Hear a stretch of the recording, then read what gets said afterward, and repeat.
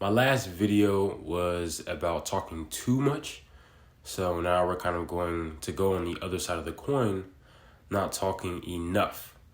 So, kind of back to me being an introvert, there have been times where me saving my words or me not speaking up or whatever the case may have been was actually detrimental to whatever situation it was. I even kind of had actual issues when it came to not talking. I don't remember this too much, but my parents said when I was very small, like maybe 3 or 4, I knew how to use words. I understood my parents. I knew words, stuff like that. I could like comprehend and read some stuff, but I just wasn't speaking. I wasn't talking. I was kind of like making noises, pointing at things, waving my arms around, stuff like that. And it made my parents take me to speech therapy. They thought that I had like maybe some type of autism or I had Asperger's. I think that's how you pronounce it. And it kind of like made them worry, like, is there something wrong with me? Have I developed wrong or whatever? So they took me to speech therapy. And after speech therapy, I came out kind of like talking like a lot. Like I was like asking my mom like just a bunch of questions about stuff. And it made her like just Google a bunch of stuff about like, why is this like this? Why is this like that? And I remember that part. I remember asking my mom a bunch of questions and like her looking up stuff about like the questions I was asking. But again, like, that's just kind of how I relate the situation to me, right? So it's like as someone who's introverted or a bit more just inclined to be introverted, you tend to kind of lose out on opportunities, either because you were too afraid or nervous to speak, or you were trying to like accumulate like too much data on whatever situation to where you miss the opportunity to actually like talk, right? So the phrase or the saying, closed mouths don't get fed. This is very true. You don't speak up, nothing's going to happen, or nothing's going to change, or things are going to get worse.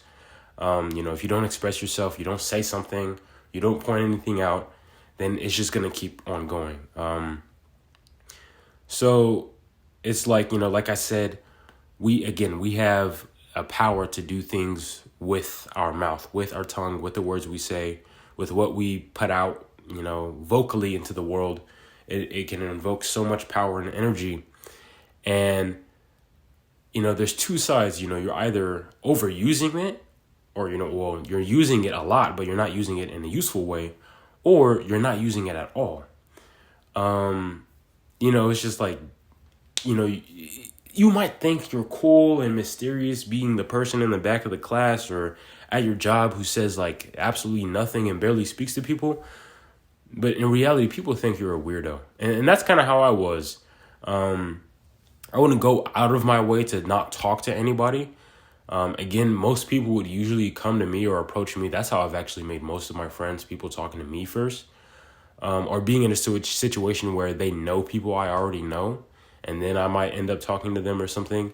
It's only recently as to when I've actually went out of my way to talk to other people. Recently, as in the past year or 2 years. But, before I would sit in the back, or not sit in the back of the classroom, but I wouldn't talk that much. I would speak when spoken to, basically. And I guess maybe I thought I was mysterious or cool, but it's not that cool. It's not that cool, because for one, you're not actually developing any social skills. If you're a person who doesn't talk a lot, and especially if you've been like that for a long time, imagine how socially inept you're going to be, or imagine how your ability to actually talk to people or to actually express yourself, imagine how hard that's going to be, right? It's like even now it's kind of hard for me to find words or find ways to actually properly express how I feel exactly in a situation. And that's because I've kept my mouth shut so many times and I haven't said anything, I haven't expressed myself. And so without me expressing myself properly, I end up kind of just leaving myself in the dark. Like I might leave other people in the dark, but I'm also leaving myself in the dark. And if you're in the dark, then like no one can guide you towards the light, So, unless you have some like really good self-dependency, but we all think that we do, but most of us do not, or Almost all of us do not have that. So we have to go and develop the skill of talking. But don't talk just to talk. You want to be able to talk with use. You want to be able to talk, like I said, using your mouth as a tool to evoke power and motivation and inspiration and creativity, just whatever the case may be, or to hold actual good conversations. And you can't have these things when you're not speaking. So just imagine you're in a classroom setting and the first one to get the answer. No, this is something like this has happened. So we're in a classroom, I'm in a classroom, and the teacher is like, okay, class, what is the answer to this question? And it's like a kind of sort of difficult question. But I'm like, oh, okay, I know the answer, but I'm not really sure. No one else is raising their hand. And then, a minute later, someone raises their hand and they say the exact thing that I was going to say. And then guess what? They get rewarded for it. I had the answer. I was maybe the first one in the room who had the answer, but I decided not to speak up, I decided not to say anything. And now I'm basically just left the same, and of course it's again, the power of persuasion, the power of convincing is also something we can do with our tongues. So don't use this in an evil way or in a bad way. But again, it's there are so many situations where people will tell you no, or tell you you can't do that, or tell you nah. But if you use your ability to actually talk properly, you might be able to convince them, whether that be you're charismatic, whether that be you're very smart or intellectual, whether that, you're able to construe your words in a way to where, again, they're very convincing. And you lose out on this type of stuff. You lose out on these opportunities where you can actually better things by saying something or by convincing the right person of why it shouldn't be happening, or why people should have access to this or that. And, sometimes things aren't as much of a brick wall as you think. There's so many situations where you might run into something where it's you're hit with a no. But again, you're dealing with human beings. People can be convinced of anything. People can be kind of broken down a bit to where they're gonna give up and let up and be okay, fine, I mean, just imagine all the times you've probably bothered your mom or your dad about getting something oh, give me the new Xbox, give me the new video game, give me a new video game. And you ask over and over again. At some point, they cave in and say, sure, fine, right? Now, if you were someone who was Mom, can I get the new video game? And they're no. And then you don't ask again, good luck, bro. You're not going to get that video game. You have to do some pretty good convincing. Now, if you're me, with my parents, bro, listen, bro, you have to be a wordsmith in order to get a video game. I have to have good grades. I have to show why. I have to clean the room.